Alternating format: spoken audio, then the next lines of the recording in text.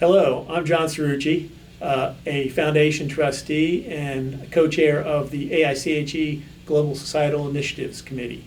For the last 10 years, we've supported funded programs to sponsor Engineers Without Borders student chapters in their international development work. And this last year, the University of Cincinnati was a recipient of that grant. Representing Cincinnati is Ava Reed, with us here today. Ava, could you tell us a little bit about yourself? Yes, I'm Ava Reed. I'm a sophomore at the University of Cincinnati.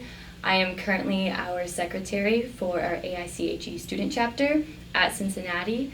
I'm a former public relations chair for our University EWB chapter, and now I'm a member of our Burere committee. Okay, so as a sophomore, you're already an officer with AIChE. How did you get involved with AIChE? Well, going in as a freshman, I didn't really know a lot about chemical engineering. We don't learn a lot about that in high school, the industries, like the whole technical part. And so my advisor told me to start going to these meetings, learn a little bit about it, network with the upperclassmen.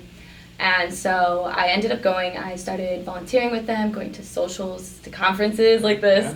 Yeah. And I made a ton of friends. We built this whole community of mentors. We're our upperclassmen. And so it just kind of stuck. And then I am secretary now, which isn't, usually you don't have a lot of underclassmen as an exec, but I realized that I was one of the only freshmen coming back, so how can I improve retention, especially among freshman female engineers? And so I gave an idea, and so as secretary, I'm implementing a website to help increase retention. And so that's kind of what I do for our chapter. Well, that's great. And also, just the code word EWB, that's Engineers Without Borders. Yes, absolutely. That's the discussion topic here today. And how did you get involved with EWB, and what have you been doing?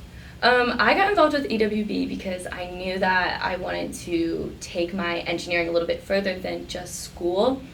And so I found our local chapter, and I started going to meetings. And originally, I was part of our Niambogo committee, which was in the sanitary phase. So we were designing mobile latrine units to decrease the amount of time and labor put into digging pits for the schools because they were costly. Students couldn't go to school for months if there were no bathrooms. And so I worked through designing them, and then I went to Tanzania in August on our implementation trip, which was absolutely incredible. And there I worked in our Burere committee, which was focused on expanding their water systems. So we doubled their water storage from about 15,000 liters to 30,000 liters.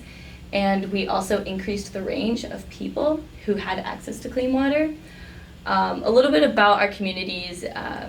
We have 3 communities, Roche, Niambogo, and Burere. All in Tanzania? Yeah, all in Tanzania. And they're in the northwest, right on the coast of Lake Victoria by the Kenyan border. And our main focus for water is really important because Lake Victoria is fresh water, however it does have a deadly parasite that isn't safe. And most of the school children test positive for it, so being able to provide clean, portable water is important so they continue going to school, live healthy lives, have all the opportunities we have. Wow, that's great. How do you ensure the sustainability of these programs? So EWB works with the community members. We don't want to just go in, build a system, and then just leave it for them with no education on how to repair it, how to expand it. So we work with the community on teaching them how to do things like couple pipes, install tanks, build all the structures that we build, have the tools and resources that they have. We only use those tools and resources. And so by the time we leave, they know how to maintain the system, run the system, expand the system, so that hopefully they don't need us anymore and our job's done. So what has all this meant to you? How have you grown from being involved with Engineers Without Borders? It definitely has changed my perspective as an engineer. Whereas I went into school kind of focused on my own success as an engineer and what I could achieve. And then you go to these communities and you meet all these amazing people, and we have like dance battles or something while we're building tap stands. And you realize that it's more about the success of others and how you can help them have the same opportunities that we sometimes take for granted.